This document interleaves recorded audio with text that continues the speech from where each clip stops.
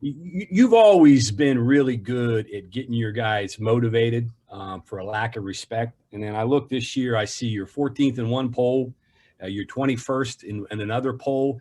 How are you going to get your guys? What are you going to use to get your guys mad this year that you haven't been able to use in the past, or you've been able to use in the past?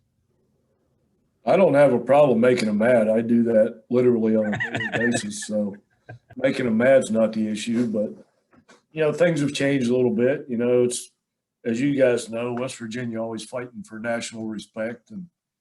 And when you get some, it's like you got to reverse strategies and teach them that, if you're going to be ranked that high and people think that highly of you, then you can't afford to ever take a day off from trying to be that good, whether it be baseball or sleep or nutrition or something like that.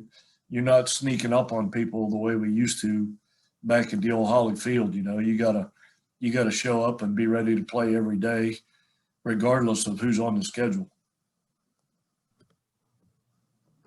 Next is Skylar Callahan. Hey, Randy. Aaron Fitt from D1 Baseball was telling us the other day that he believes both Ryanberger and Jackson Wolf are probably one of the best 1-2 punches, not only in the Big 12, but the country. What do you think about their maturation over the last few years and just what you expect out of them this season? Yeah, it's no longer a 1-2 punch. It's just a 1 punch because Berger's out for the year. But Wolf has matured a lot. He was kind of always in the shadow of Alek Manoah, his whole career, and Manoah got the limelight. And Wolf just needed, as that was happening, get more mature and bigger and stronger. And once Manoah left, I think Jackson took it upon himself to try and be the guy on this staff. And he started off really good last year. I think he won 3 or 4 games early on and pitched really well. And I actually think he's better right now than he was last year. We made a few more adjustments with him, and he's pitching really well right now. So I'm expecting him to have a pretty good year. Joe Mercado is next. Randy, given the uncertainty with how many Big 12 games you guys would play, how much of a challenge was it to get your schedule set for this year? I don't know that it was a challenge. It was more of a scramble because, the people that make those decisions, they're focused on football up until Christmas, and then they start focusing on basketball, and rightfully so with those 2 sports. You got to try and get those 2 right first. So by the time you get around to baseball, you're within a month of the season. So it was a lot of Zoom calls in a short period of time to try and figure out the schedule, and we eventually got it right. So I think we're in a good place with what the Big 12 has decided, and I think we have a chance to hopefully get all of our games in. We'll go to Kevin Kinder. Randy, we were talking about your schedule earlier and making it up, and I guess the COVID considerations and the people around you not playing as many. You're really front loaded with a lot of out of conference games, I think, and you've got like 7 games in one 10-day stretch and 12 in a 17-day stretch. Do you look at that as, hey, this is our chance to see what our young pitchers are like, see who can help us down the road? I would guess a lot of those guys are going to get some innings early. Yeah, unfortunately we have a little bit of depth on this team. Big time wallpaper behind you, by the way.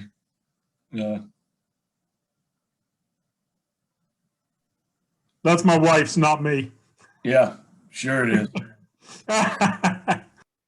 But no, we like to try and play a lot of games early because that's when you see the young arms and see what they're capable of and see who you can use once conference starts. And our schedule is a little bit.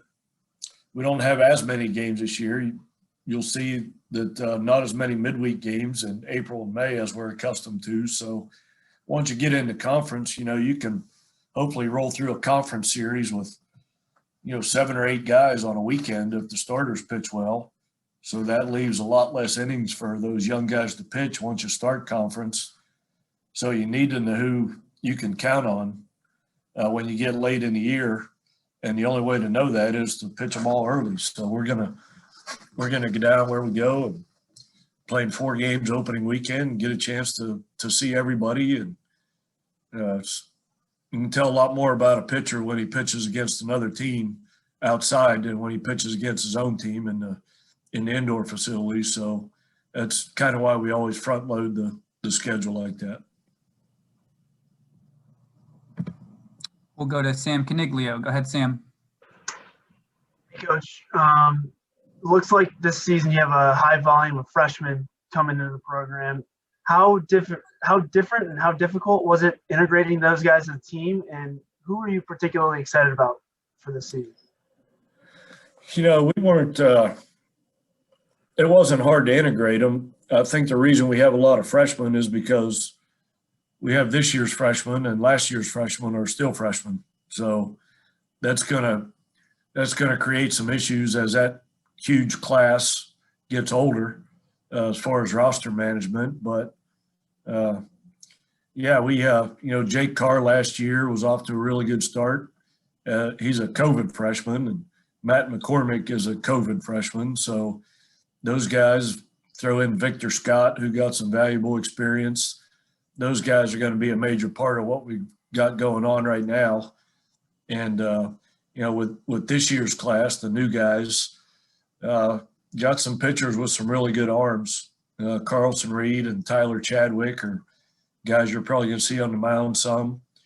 Got a graduate transfer from Wofford that looks like he's going to be a lineup guy for us. So we didn't lose much. We only had 3 seniors and got a whole new class in. So we didn't need a ton of help. Zarb really was the only guy we lost out of the lineup. And Zarb and Dylan Meadows were the only guys we lost off the mound. So don't need a ton of help, but I think we got enough help out of those classes to fill in. Michael Sussman. Coach, this is just kind of a general question, but for those freshmen, those younger guys that you just mentioned, what do you think the most difficult adjustment is going from high school to the Big 12 conference?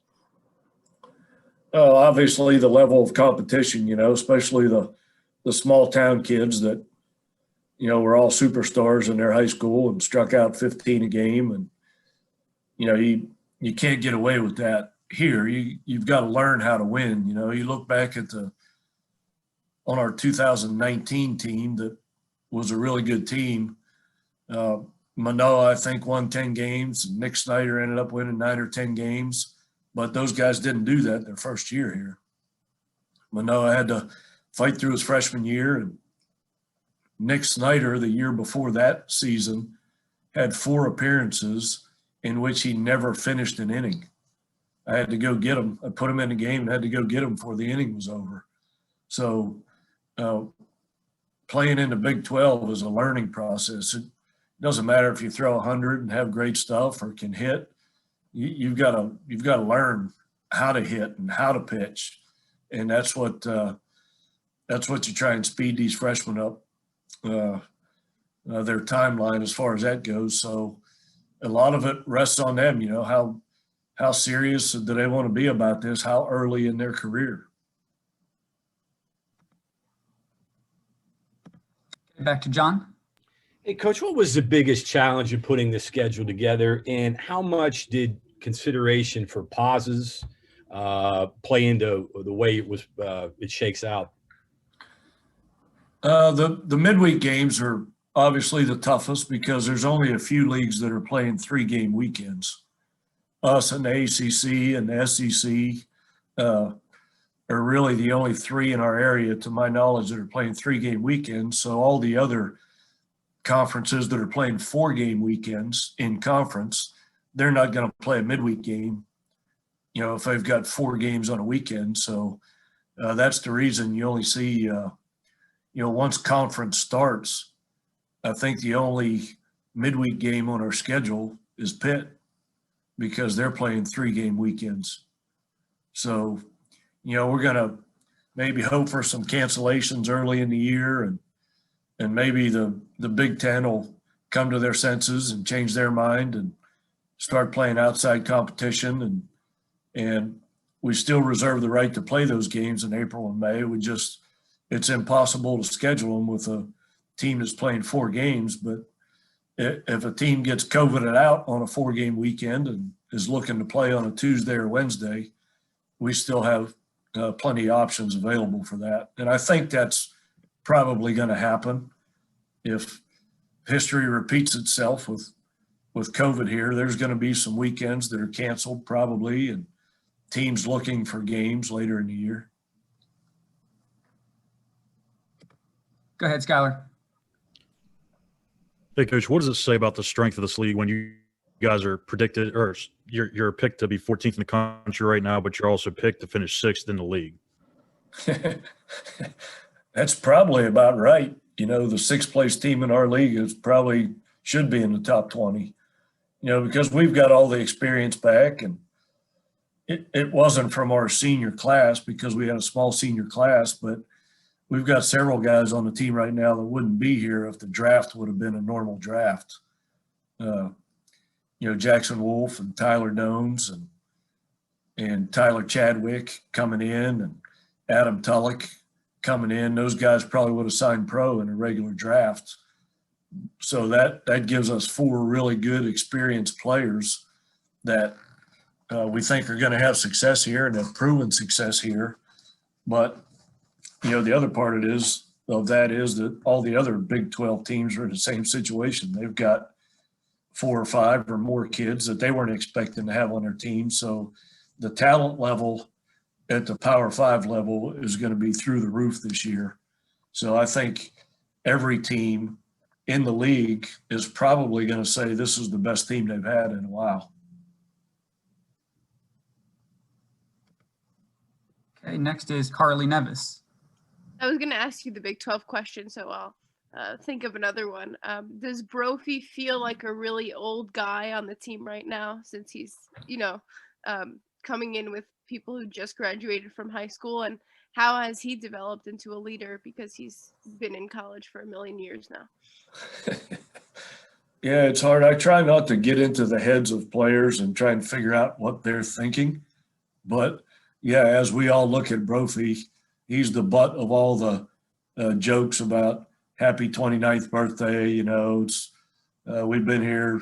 Brophy, you were a sophomore when I got here 8 years ago, that whole thing.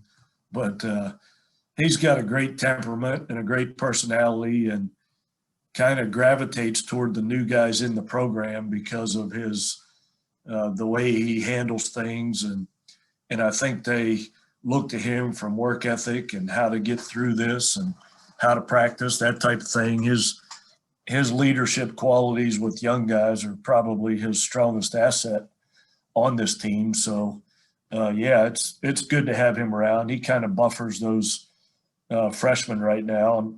And this is a tough time to be a freshman in college. You've got no social life, obviously, which is good from a baseball standpoint, but kids are kids, and they need a social life and they need interaction, and, they need to be around people, but they can't, so it's pretty tough on them. But I've said from the beginning with this team, the team with the least amount of positive tests is probably going to have a better year this year. So if we can manage to stay clean and all the good players we feel like we have are playing all the time, then I think we have a chance to have a good year. But if we get 5 or 6 guys wiped out and have to shift positions and put guys out there that aren't used to playing at a certain position, then it could be a free-for-all. So we're trying to do everything we can to keep these guys clean, and guys like Brophy really help when it comes to that. We'll go Sam and then John. Coach, if I could follow up with about Ryanberger, what exactly was the situation that took him out for the season? And while we're on the topic, how's the overall health of the rest of the team going into the season? Ryanberger's out for the year, and Tevin Tucker, our shortstop's out for the year. They both had surgery. Tevin had surgery about a week and a half ago, and Berger had surgery in December.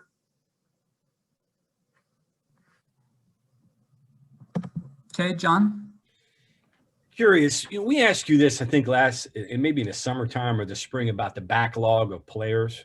And is the sport adjusted to that yet? Is that still going on? Because I'm guessing there's going to be a lot of good kids. They're going to have a hard time finding spots on teams because of the backlog. Yeah, no doubt. I think that I don't know. You'd like to think that they thought that through when they allowed everybody to get a year back, that was going to create that backlog that isn't going to go away for a while for us. I think we had 12 freshmen last year on the team and 12 or 13 come in this year. So 25 freshmen on a team when you have a 35-man roster, that math doesn't work. So in a nutshell, kids are going to be looking for places to go. So the transfer portal in baseball is really going to blow up because, all those freshmen that were coming in expecting, Tevin Tucker and Tyler Dones and Wolf and those guys not to be here to create opportunities for them. Now those guys are back, and a lot of these incoming guys that thought they were going to play right away aren't going to get to play right away. And in today's world, you know how kids are. If they don't play right away, they jump somewhere else where they can play right away. So, the unintended consequences of giving everybody a year back is going to show up through the transfer portal here in the next 3, 4, and 5 years. And Coach, real quick, the other confusing part of this is the draft, and you don't know what form it's going to eventually take. Before, some of those guys would get absorbed through the draft, but now you don't know what that's going to be, particularly for those lower level guys. Yeah, for sure. But baseball coaches have a history of being able to adjust to stuff like that. We've been dealing with managing rosters because of draft and transfers and all that stuff for as long as I can remember. So that's something we're accustomed to. It's just a shame that not as many kids are going to make teams as they thought they were. So all the kids that for the last 2 or 3 years that have been committed to a school and thought their career was going to start and end at a particular school, that's not going to happen near as much as it used to. We'll take these final few questions in the queue. Go ahead, Kevin. Coach, you mentioned Hudson transferring in. Looks like he's really kind of an all-around player, but a bigger bat too. What does he bring to you? Do you have an idea, where he positions in the lineup, what he can help you with? No, not yet. We signed him because of his analytics, believe it or not. You guys probably are aware of how much I love technology and all that stuff. If you follow me on, what's it called, Twitter?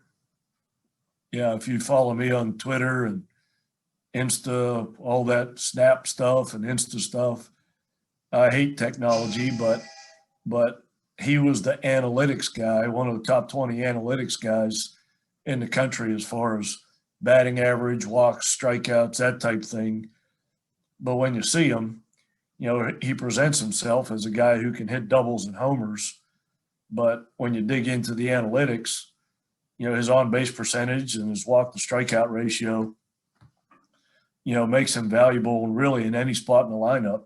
It's not out of the realm of possibility that a big guy like him that can't run very well might hit leadoff for us, which would be interesting to say the least. You'd like to think a leadoff guy can run a little bit, but if you don't get on first base, you can't run very far after that. So he's a guy that draws a lot of walks, and in that leadoff position, that's what you want.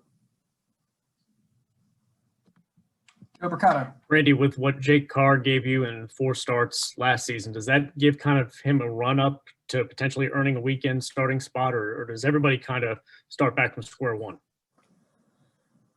Yeah, everybody starts from square one every year, but it's hard to ignore what he did last year. I mean, if he had regressed a little bit, that'd be one thing, but he's gotten better from last year. So and since last year. So, yeah, he started off great, and he's going to be right in the mix on the weekends this season as well. You know, the only thing you don't know about our pitching staff from last year is we didn't face any Big 12 teams, you know, so we didn't – I wouldn't say that we strapped it on with any teams that are considered high-powered offenses, you know, so that part has yet to be determined which of our guys can stifle a high-powered offense. Okay, Michael and John will be our final two. Go ahead, Michael. Coach, so far in practice, how have the live ABs gone? Have the pitchers kind of had the edge more? Have some guys been driving it pretty well? How's that gone? Yeah, you know, depends on where we play. You know, if you play in an indoor practice facility, it's way more conducive to the pitchers because it's not the easiest place in the world to hit. But when you play outside, you know, then hitters have been driving some balls. But this time of the year, you always want to pitch good, you know, because you know that your offense over time is going to settle into where it is. So when we start the season, we want to pitch better because pitchers are pitchers. You know, they're going to they don't progress over the course of the season like the hitters have a capability of doing. So I know we have a good offensive club, even if we're not showing it currently, or even if we don't show it the first 10 games. By the time we get our feet under us and get outside and start playing more games, that's when the offense catches up to the pitching. But you want your pitchers to be good from day one. It's pretty tough to lose a game if the other team doesn't score. John, we'll finish up with you. Yeah, you mentioned something that kind of piqued my interest about the quality of the Big 12. And I guess from a bigger view, do you think the quality of the game has improved maybe to the level of maybe even lower professional, since you've got so many good kids now on rosters? And I know you're a big proponent of growing the sport. Do you think we could see a lot of high-level baseball this year because you've got so many good players? Yeah, there's no doubt that baseball this year is going to be way better, even from the mid-major teams that, you know, still hung on to a guy that might have been a, you know, 22nd round pick, you know, that was a really good senior pitcher that didn't get drafted, didn't sign as a free agent. Now he's back. So I think the level of baseball in general is going to be a lot better. And if we could ever get that season pushed back to the summertime, then I think that's the next step for our game to grow and even be a better game all around. And it's just, you know, getting more talented kids to come to college. That's what it's all about. Coach, you know, the professional baseball is kind of recycling itself or reinventing itself. And a lot of these prospects possibly could be college baseball players feeding on to the major league. Do you think there's some movement there that could maybe help the game even more? Yeah, there was before all this COVID stuff hit, there was the coaches were finally on board, I think, with pushing the season back. Nationwide, I think coaches are starting to get on board, and I think some ADs are starting to get on board. So I think eventually it's going to happen. I hope it's going to happen in my lifetime, you know, but I think there's a call for it. You know, you got to change. If you're going to progress, you got to change. You know, if people are so resistant to change. So when I was one of my last emails to all the coaches in the country who I felt were resistant to change, I sent them the video clip of Bryant Gumbel and Katie Couric in 1980 on the Today Show talking about the internet. And they were going back and forth. And one of them said, have you heard of this thing called internet? It's like a little A with a circle around it. And it's like some kind of cloud where you just store information that's available to everybody. And they say, yeah, I don't see that catching on. So if you don't change, you don't progress in anything. So our sport has been basically the same for 125 years, right? So if we don't make changes, then it's not going to progress.